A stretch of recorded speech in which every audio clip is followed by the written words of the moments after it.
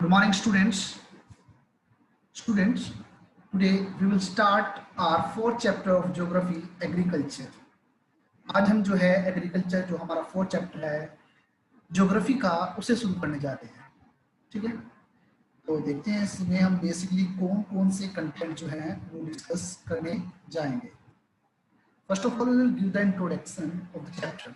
इस चैप्टर के इंट्रोडक्शन के हम डिस्कस करेंगे. After then we will discuss about agriculture. Then we will study about farm system. After then we will discuss about the type of farming and different major crops जो कि आपके NCERT book में discuss की गई है. After then we will discuss about the agricultural development, and at the end of the chapter we will discuss, we will do the case study of a farm in India and USA. तो basically हम ये topics जो हैं आज discuss करेंगे. Okay, so normally अगर हम student देखते हैं कि जो हमारी इकोनॉमिक एक्टिविटीज होती हैं, अब सबसे पहले पता होना चाहिए इकोनॉमिकल एक्टिविटीज क्या होती हैं. The activities in which by which we can earn our livelihood. Means economic activities वो एक्टिविटीज होती है जिनके माध्यम से हम क्या करते हैं, अपनी लाइवलीहुड को अर्न करते हैं. वो कहलाती हैं आपकी इकोनॉमिकल एक्टिविटीज. ठीक है, मान लीजिए कोई हर एक व्यक्ति कोई ना कोई प्रोसेस करता है, चाहे वो जॉब करता है, शॉपकीपर है, कोई बिजनेसमैन है. मीन्स विभिन्न प्रकार की वो एक्टिविटीज करता है और उन एक्टिविटीज के माध्यम से वो पैसा अर्न करता है या अपनी लाइवलीहुड अर्न करता है. वो सारी की सारी एक्टिविटीज आपकी इकोनॉमिकल एक्टिविटीज कहलाती है. और ये जो इकोनॉमिकल एक्टिविटीज हैं, these are three types. The first one is primary activity, second is secondary activity, third one is tertiary activities. Student next year में जब आप 9th क्लास में होंगे तो हम इन सब चीज़ों के बारे में ब्रॉड डिस्कस करेंगे. बट यहाँ पर मैं आपको एक छोटा सा जो डेफिनेशन है, छोटी सी जो इंट्रोडक्शन है इस चैप्टर के बारे में बताया था. Now let's think about the primary activities. So these are those activities which are connected with the extraction and production of the natural resources. Means primary activities वो एक्टिविटीज हैं जिसके अंदर ह्यूमन बीइंग क्या करता है, नेचुरल थिंग्स का, natural resources का use करके कोई पर्टिकुलर प्रोडक्ट को प्रोड्यूस करता है. ठीक है, और उसके माध्यम से अपनी लाइवलीहुड अर्न करता है. ये एक नेचुरल से नेचर से रिलेटेड एक्टिविटीज होती है. ह्यूमन बीइंग ने जब सेटल्ड लाइफ बितानी शुरू की थी तो शुरुआती दौर में उसने क्या किया, अपनी लाइवलीहुड के लिए डिफरेंट नेचुरल प्रोसेस के साथ प्रोसेस किया या नेचुरल थिंग्स के साथ प्रोसेस किया और उसके माध्यम से अपनी लाइवलीहुड को अर्न किया. वो सारी की सारी एक्टिविटीज आपकी प्राइमरी एक्टिविटीज कहलाती हैं, जिसके अंदर एग्रीकल्चर, फिशिंग ये सब आती है. ओके, अगर मैं सेकेंडरी एक्टिविटीज की बात करता हूँ, इस एक्टिविटीज को हम कहते हैं इंडस्ट्रियल सेक्टर में, या इंडस्ट्रियल एक्टिविटीज या मैन्युफैक्चरिंग एक्टिविटीज में. इसके अंदर हम क्या करते हैं, नेचुरल प्रोसेस को या नेचुरल प्रोडक्ट को या नेचुरल रिसोर्सेज को हम as a raw material use करके उसको मैन्युफैक्चर करके एक नया प्रोडक्ट बनाते हैं. वो आपका जो होता है वो आपका सेकेंडरी एक्टिविटीज में होता है. जैसे कि आप जो कपड़े पहनते हैं या अपना कोई भी प्रोडक्ट यूज करते हैं, जहां पर इंडस्ट्रियल प्रोसेस यूज की गई है, वो सारी की सारी आपके सेकेंडरी एक्टिविटीज में आती है. राइट. थर्ड आपकी टर्सरी सेक्टर है. टर्सरी सेक्टर कोई भी चीज प्रोड्यूस नहीं करता. स्टूडेंट, प्राइमरी सेक्टर कुछ ना कुछ प्रोड्यूस करेगा, सेकेंडरी सेक्टर भी प्रोड्यूस करेगा. But if we think about the tertiary sector, it does not provide anything, it just only provide services. ये केवल आपको सर्विसेज प्रोवाइड करेगा, प्रोड्यूस कोई भी चीज नहीं करेगा. जैसे कि transport, trade, banking, insurance etcetera, ये सारी आपकी टर्सरी सेक्टर है. और टर्सरी सेक्टर को हम सर्विस सेक्टर भी कहते हैं क्योंकि इट प्रोवाइड्स सर्विसेज, क्योंकि ये सर्विसेज प्रोवाइड करता है प्राइमरी और सेकेंडरी को. क्लियर है. तो ये आपकी इकोनॉमिकल एक्टिविटीज जो है वो इन तीन चीजों के अंदर डिवाइड किए गए हैं. Means primary activities, secondary activities and tertiary activities. यहाँ हम इनको कह सकते हैं प्राइमरी सेक्टर, सेकेंडरी सेक्टर और टर्सरी सेक्टर. तो इन थ्री सेक्टर्स के अंदर हमने क्या किया, अपनी इकोनॉमिकल एक्टिविटीज को डिस्कस किया, मींस डिवाइड किया. आज जो है हम केवल इनको थोड़ा सा केवल डेफिनेशन के रूप में पढ़ेंगे क्योंकि हमें पता होना चाहिए कि ये एक्टिविटीज क्या है. बट 9th स्टैंडर्ड के अंदर जब आप जाओगे तो वहां पर आपको इसके बारे में ज्यादा बताएगा. ठीक है, हमारा चैप्टर है agriculture. So agriculture being our primary activities. ठीक है, तो हम इस चैप्टर में उसको डिस्कस करेंगे, जिसके अंदर हम इंक्लूड करेंगे क्रॉप्स को ग्रो करना, फ्रूट्स या वेजिटेबल ग्रो करना, फ्लावर्स या rearing of the life stock, इन सब चीजों को हम एग्रीकल्चर के अंदर पढ़ेंगे। क्योंकि एग्रीकल्चर का एग्जाम्पल क्या है, प्राइमरी एक्टिविटीज में आता है। और एग्रीकल्चर के अंदर हमने ये बात डिस्कस भी की है, अगर हम एग्रीकल्चर की बात करते हैं, मान लीजिए कि हम कोई भी पेड़, मान लो सपोज करो कि हमने कॉटन ग्रो कर लिया, एग्जाम्पल मैं कॉटन का देता हूँ, हमने कॉटन ग्रो किया। अब कॉटन के अंदर हम कॉटन हमने जो ग्रो किया वो कहाँ पर ग्रो किया, सोइल के अंदर किया, वाटर हमने उसके अंदर यूज किया, ठीक है। उसने क्या किया, सनलाइट, एयर, इन सब का यूटिलाइज किया, देन वो उसकी ग्रोथ हो गई और उसके माध्यम से हमें कॉटन मिल गया, ठीक है। इस तरीके से अगर आप बात करोगे इस टोटल प्रोसेस में हमने क्या यूज किया, इस टोटल प्रोसेस के अंदर हमने यूज किया है नेचुरल फैक्टर्स को। और जब हमने नेचुरल फैक्टर को यूज करने के बाद प्रोड्यूस किया तो वो आपका प्राइमरी सेक्टर में है। तो एग्रीकल्चर जो हुआ वो आपका प्राइमरी एक्टिविटीज है, क्योंकि आपका चैप्टर एग्रीकल्चर है तो हम इस एग्रीकल्चर के बारे में ही डिस्कस करेंगे। अब आगे देखते हैं कि एग्रीकल्चर के बारे में। Now students, let's just discuss about the agriculture. अगर मैं एग्रीकल्चर की बात करता हूँ, this word is derived from the Latin word. There's two words. First one is ager या agri, which means soil, and if you think about the second word culture, it means cultivation. तो agriculture जो हुआ वो Latin भाषा से लिया गया शब्द है, जो कि लेटिन भाषा के दो वर्ड एगर एंड कल्चर, इन दो से मिलकर बना है। Ager means soil and culture means cultivation. So agriculture में हम ये बात करते हैं। So agriculture it's a primary activity that includes growing crops, fruits, vegetables, flowers and rearing of the livestock. अगर नॉर्मली हम स्टूडेंट बात करते हैं, वर्ल्ड की 50% जो पॉपुलेशन है आज भी एग्रीकल्चर के ऊपर डिपेंड है। मींस अगर हम इंडिया की भी बात करते हैं तो नियर अबाउट 50% पॉपुलेशन आज भी अपनी लाइवलीहुड के लिए किसके ऊपर डिपेंड कर रही है, एग्रीकल्चर के ऊपर डिपेंड कर रही है। वो अपनी लाइवलीहुड को अर्न करती है एग्रीकल्चर से, एग्रीकल्चर और उससे रिलेटेड जो एक्टिविटीज है वो उनके अंदर काम कर रही है। तो एग्रीकल्चर क्या है, एक मोस्ट इंपोर्टेंट फैक्टर है किसी भी देश के डेवलपमेंट के अंदर। तो हमें एग्रीकल्चर के ऊपर कंसर्न करना होगा, एग्रीकल्चर के बारे में हमें पता होना चाहिए, ठीक है। नॉर्मली अगर मैं इंडिया की बात करता हूँ, इंडिया के अंदर फेवरेबल टोपोग्राफी है, मींस डिफरेंट टाइप की सोइल मिलती है जो कि फेवरेबल कंडीशन प्रोवाइड करती है। अगर मैं क्लाइमेटिक कंडीशंस की बात करता हूँ तो वो भी फेवर करती है एग्रीकल्चर का। तो इस तरीके से एग्रीकल्चर क्या है, वो जो हमारा इंडिया है वो एग्रीकल्चर एक्टिविटीज को फेवर कर रही है, ठीक है। अब यहाँ पर एक क्वेश्चन और आता है, अरेबल लैंड। अगर मैं अरेबल लैंड की बात करता हूं, the land on which the crops are grown is known as arable land. Means वो लैंड जिसके ऊपर क्रॉप्स उगाई जाती है वो आपकी अरेबल लैंड के नाम से जानी जाती है, ठीक है। ये आपका 1 मार्क्स क्वेश्चन बनता है स्टूडेंट, कि वो जगह या वो लैंड जिसके ऊपर क्रॉप्स उगाई जाती है वो आपकी अरेबल लैंड के नाम से जानी जाती है, राइट। आई थिंक सो आपको यहाँ पर एग्रीकल्चर की इंट्रोडक्शन के बारे में क्लियर हो चुका होगा। Now students, we will discuss about the different types of the culture. It's very most important thing. सबसे पहले हम कल्चर में एग्री वर्ड जोड़ देते हैं, that is called agriculture. It means raising of crops and rearing of the livestock. The second thing is sericulture. It means rearing of silkworm and silk production. इस अगर मैं सेरिकल्चर की बात करता हूँ, इसका मतलब क्या है, हम सिल्कवर्म और सोया के माध्यम से सिल्क प्रोडक्शन को करते हैं। नेक्स्ट है pisciculture. It means breeding of fish, जहां पर हम मत्स्य या मछली पालन जिसे हम बोल सकते हैं, that is viticulture. It means cultivation of the grapes, means grapes की कल्टीवेशन है, that is called viticulture. Next one is horticulture. It means growing of vegetables, flowers and fruits, that is called horticulture. तो these are different type of cultures, means agriculture, sericulture, pisciculture, viticulture and horticulture. And students आपको इनकी definition पता होना चाहिए कि अगर horticulture है what does it mean? Okay, just wait students. Now, so these are the different type of cultures. I think so it's clear to all of you. And these are very most important, क्योंकि आपसे बार बार आगे further questions भी पूछे जाएंगे कि horticulture क्या होता है, विटिकल्चर क्या होता है, तो आपको इसके बारे में पता होना चाहिए, okay.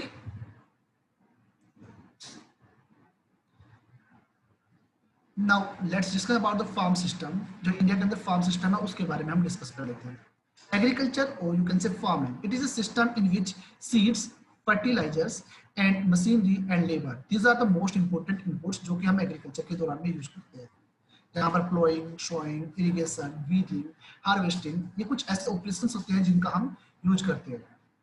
Output from the system includes crops, dairy, wool and poultry product. ये सब जो चीजें हैं वो हमें इस आउटपुट के अंदर मिलती है। फार्मिंग के अंदर जो हम कहते हैं कि हम इसके अंदर क्रॉप तो उगाते ही उगाते हैं, साथ ही साथ हम लाइव स्टॉक या कह सकते हैं एनिमल्स, इनको भी पालते हैं, जिसे हम पशुपालन भी कह सकते हैं।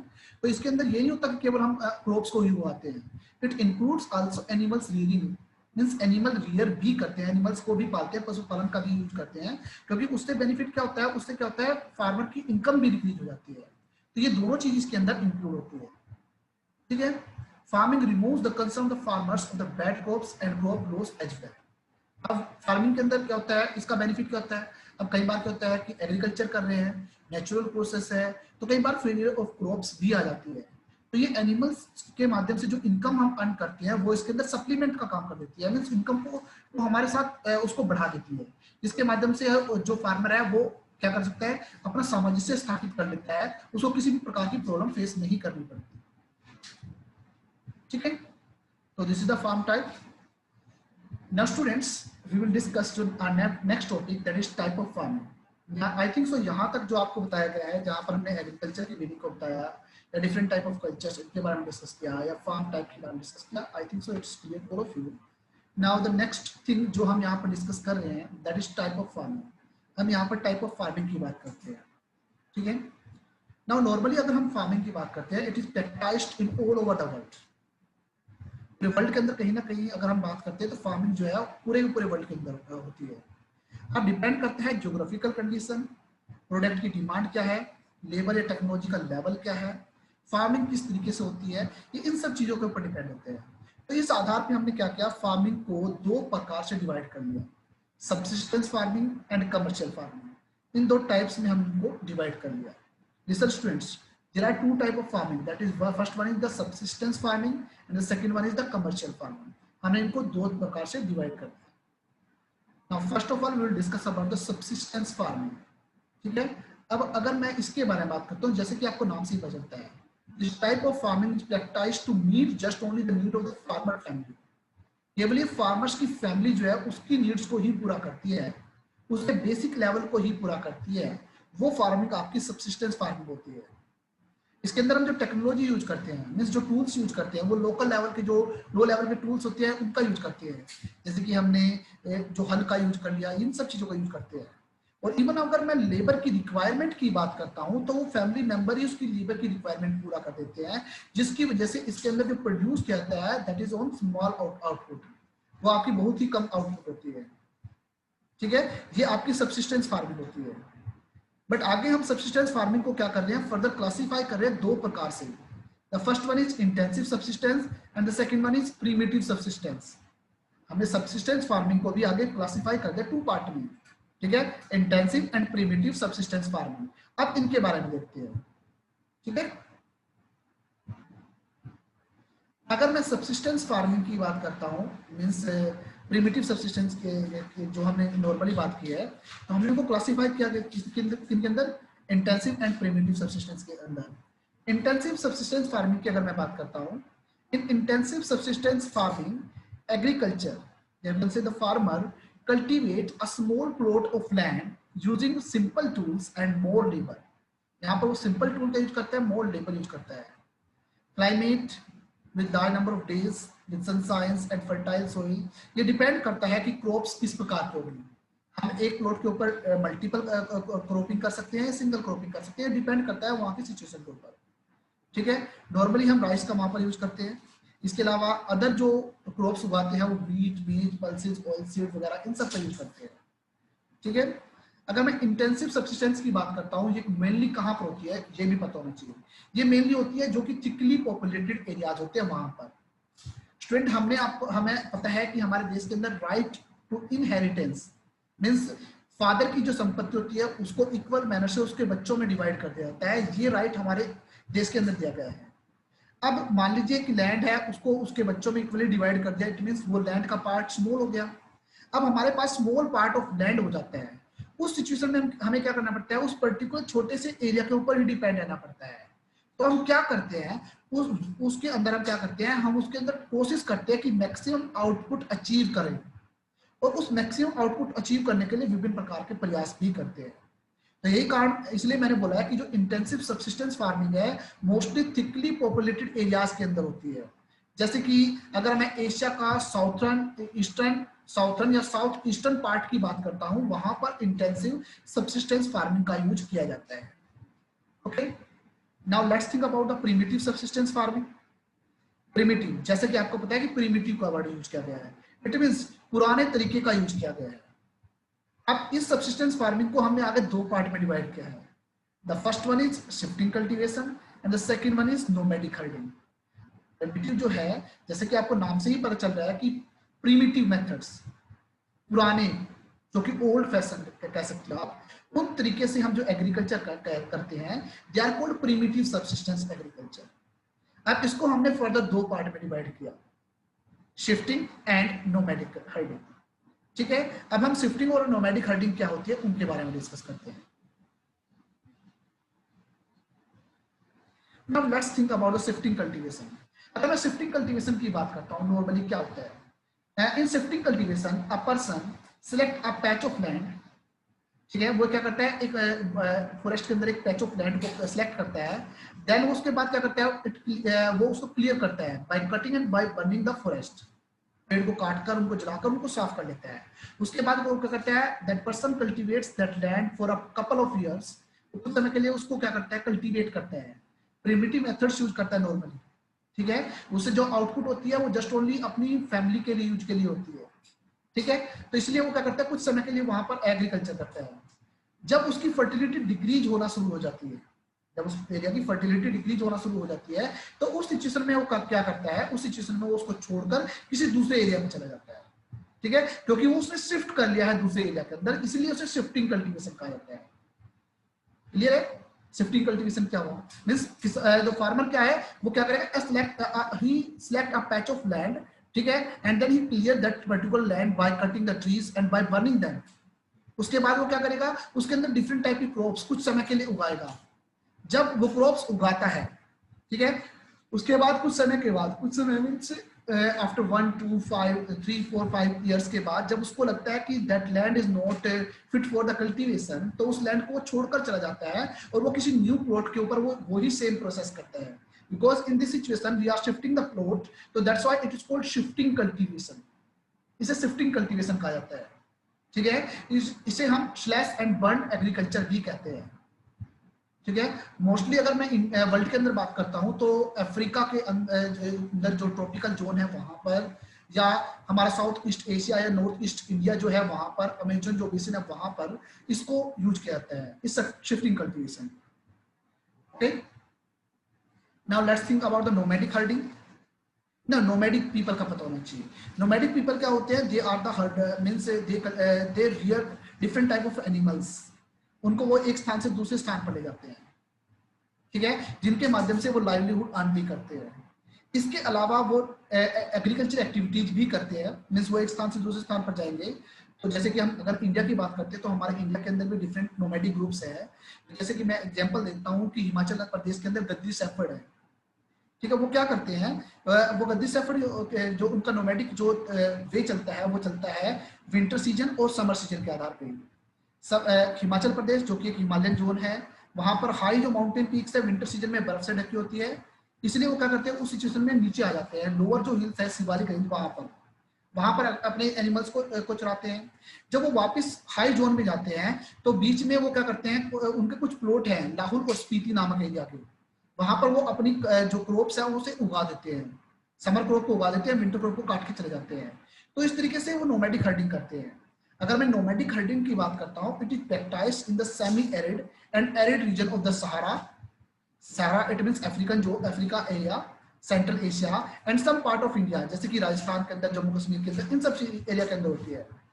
In this type of farming, herdsmen move from one place to another with their animals in search of fodder। fodder होता है घास, and water। ठीक है, इसके माध्यम से वो घूमता रहता है। and this type of movement arise in response of the climatic constant। And terrain. अब इसका बेनिफिट क्या होता है कि क्लाइमेट चाहे कितनी भी ओप्रेसिव हो जाती है, वो इजीली अपना क्या कर सकते हैं, लाइवलीहुड को अर्न कर सकते हैं। शीप, कैमल, याक, डिफरेंट टाइप के जो एनिमल्स हैं वो इन सब चीजों को पालते हैं, जिनके माध्यम से उनको मिल्क, मीट, वूल, हाइड एक्सेट्रा ये सब चीज प्रोवाइड होती है, और इसके माध्यम से वो अपनी लाइवलीहुड को अर्न करते हैं। तो इस तरीके से वो क्या कर रहे हैं, अपना जीवन बिता रहे हैं। तो ये आपका प्रीमिटिव सब्सिस्टेंस फार्मिंग था। ओके, ना नेक्स्ट जो टॉपिक हम पढ़ेंगे वो है हमारा कमर्शियल फार्मिंग। अब कमर्शियल फार्मिंग की अगर मैं बात करता हूं, जैसे कि आपको नाम से ही विदित हो रहा है कमर्शियल, ठीक है, इट मींस इसका मतलब है कि हम बिजनेस का यूज करेंगे या इसके अंदर लाइवलीहुड को ज्यादा से ज्यादा अर्न करने की बात करेंगे, हमारा ये मेथड होगा। So if we think about the commercial farming, crops are grown and animals are also reared for the sale of the market। इस यहाँ पर हम जो क्रॉप्स उगाएंगे वो अपने पर्टिकुलर फैमिली के लिए नहीं उगाएंगे, बल्कि मार्केट में बेचने के लिए उगाएंगे, ठीक है। So the area cultivated and the amount of the capital जो यहाँ पर यूज होती है वो लार्ज अमाउंट की होती है, क्योंकि मैक्सिमम काम क्या होगा, मशीनों के द्वारा होगा। जितने भी मैक्सिमम इनपुट्स हैं, motor inputs like HYV seeds, ठीक है, मोटर मशीन्स, इन सब का जो यूज होता है उन सब का हम यूज करते हैं, ठीक है। और मैक्सिमम जो यहाँ पर फार्मिंग होगी, उस फार्मिंग का जो भी आउटपुट आप यूज करोगे वो आप मार्केट में बेचने के लिए यूज करोगे, तो मैक्सिमम आप प्रॉफिट अर्न करने के लिए करोगे।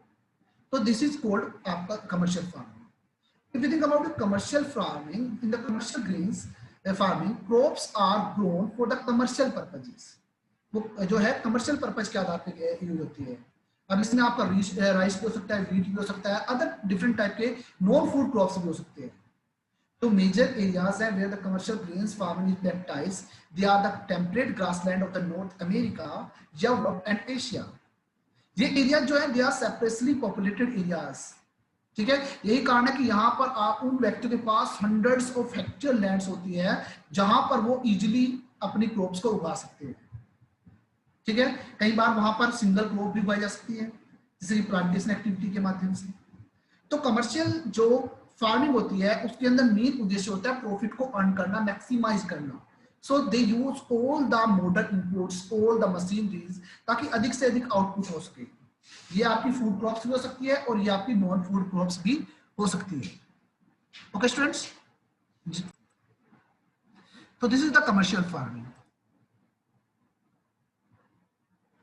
Okay, now in mixed farming the land is used for growing food and fodder crops and sometimes rear livestock। यहाँ पर हम मिक्स्ड फार्मिंग की बात कर रहे हैं, यहाँ पर हम क्या कर रहे हैं, एग्रीकल्चर के साथ साथ हम डिफरेंट एक्टिविटीज भी करते हैं, लाइक एनिमल्स को पालना, ये सब कुछ करते हैं।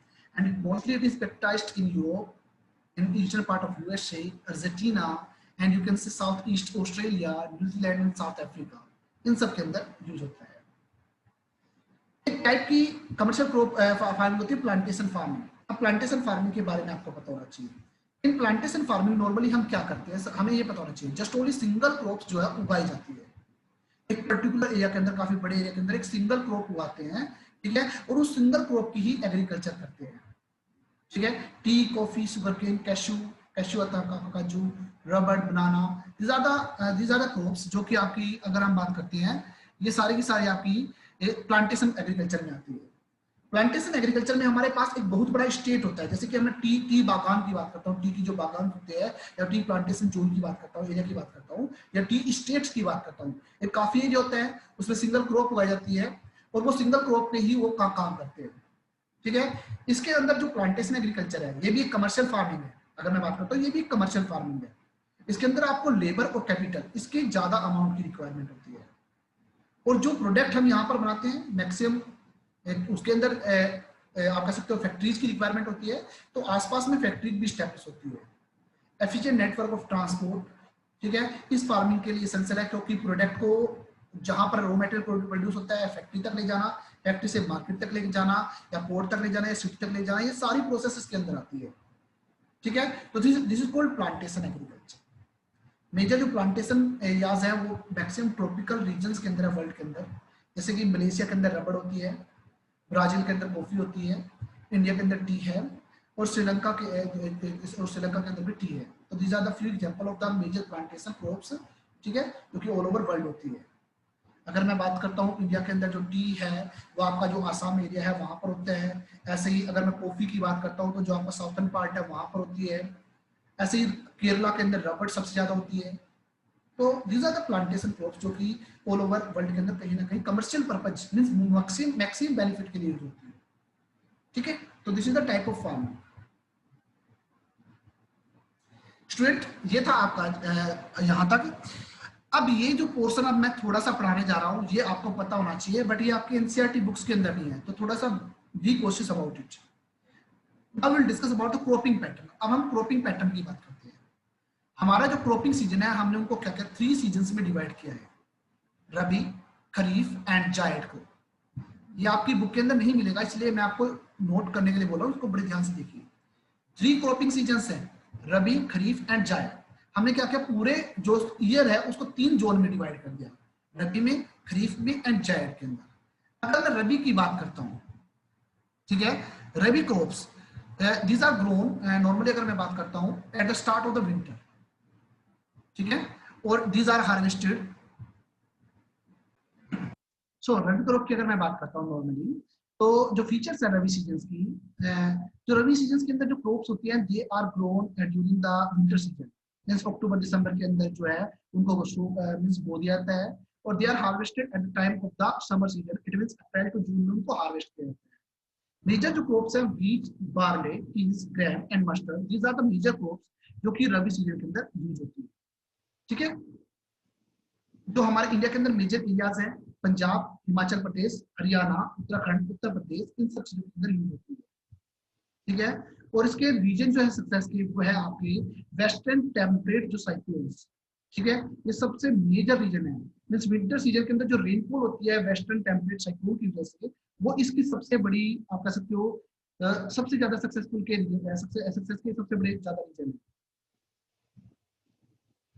Now let's discuss about the kharif season. अब खरीफ सीजन की अगर मैं बात करता हूँ उसकी फीचर्स की, तो इसको उगाया जाता है ड्यूरिंग द मॉनसून सीजन। और हमारे इंडिया का मॉनसून सीजन जो होता है वो जून में स्टार्ट होता है। तो हम क्या करते हैं, इसको मई और जुलाई के दौरान में बोते हैं। ठीक है, and this crops are harvested in the September to October month. सितंबर जो अक्टूबर मंथ है उसके अंदर इनको हार्वेस्ट किया जाता है। एंड जो मेजर क्रॉप्स है जो यहाँ पर उगाई जाती है, द राइस, बीज, jowar, bajra, moong, urad, cotton etcetera, these are the major crops जो उगाई जाती है। मेजर एरिया जो हमारे इंडिया के अंदर है, Assam, West Bengal, coastal region of Odisha and Andhra Pradesh, these are the major regions. ठीक है, ये नोट के लिए इंपॉर्टेंट चीज है। आसाम के अंदर जो राइस है, आसाम, वेस्ट बंगाल और उड़ीसा के अंदर राइस की एक साल के अंदर 3 क्रॉप ली जाती है, जिसे हम पैडी कहते हैं। 3 क्रॉप ली जाती है जिनका नाम है ओस, अमन एंड बोरो।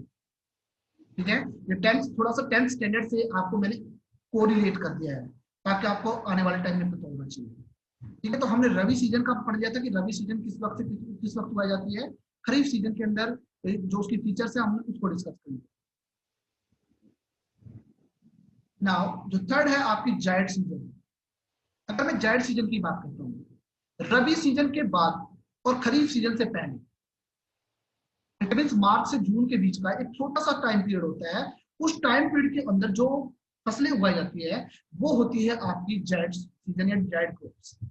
मेजरली आपको देखने को मिलती है watermelon, musk melon, cucumber, different type of vegetable and food crops. ये आपको उस सीजन में देखने को मिलती है, आप सबने देखी भी होंगी। नॉर्मली क्या होता है कि रबी सीजन के एंड में के बाद में, इट मींस नियर अबाउट मार्च के एंड में, और खरीफ सीजन से पहले, इट मींस जून से पहले, इन 2 महीने का जो टाइम पीरियड होता है हमारा, पहले मई का जो टाइम पीरियड होता है, उस टाइम में आपको वाटरमेलन, मस्क मेलन ये सब देखने को मिलते हैं। वो आपकी जायद क्रॉप्स है, वो जायद सीजन के अंदर। ठीक है, इन सब चीजों के बारे में हम जो बाद में पढ़ेंगे। नाउ अब हम आगे मेजर जो क्रॉप्स है उनके बारे में डिस्कस करेंगे। ठीक है, नेक्स्ट जो लेक्चर होगा उसके अंदर जो मेजर क्रॉप्स है उनके बारे में डिस्कस करेंगे। Clear students?